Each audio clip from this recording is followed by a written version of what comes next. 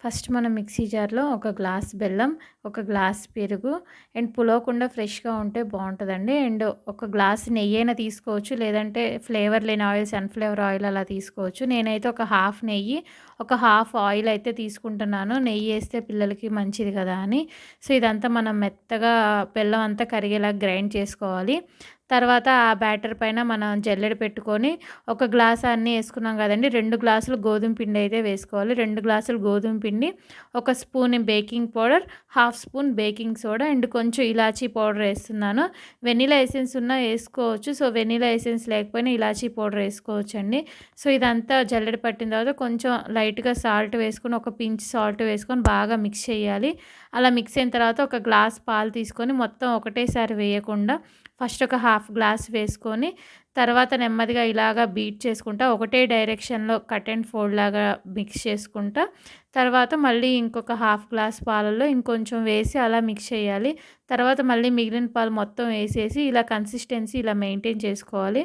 తర్వాత మనం ఒక గిన్నె పెట్టుకొని అడుగు మందంగా ఉన్నది అందులో కొంచెం సాల్ట్ ఏసుకొని ప్రీహీట్ చేసుకొని వేడి చేసుకోవాలి. తర్వాత మనం ఒక బౌల్‌లో ఇలా ఫస్ట్ ఆయిల్ అప్లై చేసి తర్వాత గోధుమ పిండితోటి డస్టింగ్ అయితే చేస్తున్నాను అంటుకోకుండా. మీ దగ్గర కేక్ టిన్ ఉంటే అదైనా వాడొచ్చు. నా దగ్గర అది లేదని మామూలు నార్మల్ బౌల్ యూజ్ చేస్తున్నాను. తర్వాత మన బ్యాటర్‌ని అలా దాంట్లో మొత్తం వేసుకున్న తర్వాత కొంచెం జీడిపప్పుకి నేనైతే పౌడర్ కోటింగ్ అయితే ఇస్తున్నానండి. అవి లోపలికి సింక్ అవ్వకుండా నేనైతే ఇలా డెకరేట్ చేసుకున్నాను పప్పులు. మీరు ఏదైనా ఏసుకోవచ్చు. టూటీ ఫ్రూటీ గానీ, డ్రై ఫ్రూట్స్ ఏదైనా. తర్వాత మీడియం ఫ్లేమ్‌లో ఒక 30 మినిట్స్ అయితే మనం బేక్ చేయాలి. అలా చెక్ చేసుకుంటే మన నైఫ్‌కి ఏమీ అంటకుండా వస్తే బేక్ అయినట్టు.